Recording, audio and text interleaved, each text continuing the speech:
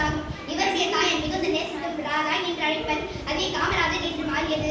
காமராஜர் அவர்கள் தனது தொடக்கல்வி தனது ஊரிலேயே தொடங்கினார். 1908ஆம் ஆண்டில் வேளாண் நாராயண வித்தியாசாலையில் சேர்க்கப்பட்டார். பின்னர் சத்யா வித்தியாசாலையில் சேர்ந்தார். 6 வயதில் இருக்கும் பொழுது தந்தை இறந்த காரணமாக படிப்பை தொடர்ந்திய காமராஜர் தன் மாமாவின் துணிக்கடையில் வேலைக்கு சென்றார். சிறு வயதில் இருக்கும் பொழுதே சுதந்திர போராட்டத்தின் பேச்சுக்காக கவரப்பட்ட காமராஜர் 1920 தன் 16ஆம் வயதில் காங்கிரஸில் தன்னை இணைத்துக் கொண்டார்.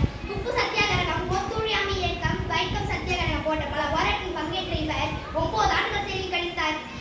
காங்கிரஸின் முதன்மை பேச்சாளரும் தலைவருமான சத்தியாமூர்த்தி அவர்களை தன் குருவாக ஏற்றுக்கொண்டார். இந்தியா சுதந்திரம் அடைந்த பிறகு 1953ஆம் ஆண்டு முதல் முறையாக முதலமைச்சராக பொறுப்பேற்றார். கற்பை நன்றி பிச்சை புகழ் கற்பை நன்றி அவ்வியாரின் வரிகளுக்கு ஏற்ப 1000 ஆலயம் கட்டப்பட தவிர ஒரு பாடசாலை கட்டுவது சால சிறந்தது என்ற வரிகளுக்கு ஏற்ப காமராஜர் அவர்கள் 10000 வழிகளை புதிதாக திறந்தார். கல் சுவர் இருந்தால் தான் சித்திர வரைய முடியும்.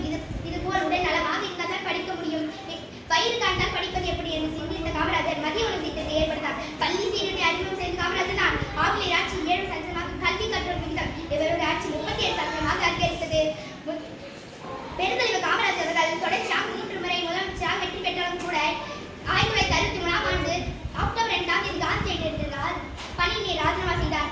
அதன் பிறகு 1964ஆம் ஆண்டு அகில இந்திய காங்கிரஸின் தன்னை தலைவராக பொறுப்பேற்றார்.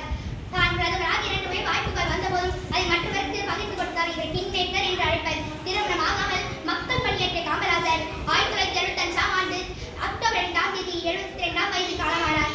முதலமைச்சராக மற்றும் அகில இந்திய காங்கிரஸில் இருந்தபோதும் பாலியை வசித்து வந்த காமராஜர் இறக்கும் போதும் அவருடைய சொத்துக்கள் சில கதர் வேட்டிகள், சட்டைகள், புத்தகங்கள் 150 ரூபாய் பணம் மட்டுமே.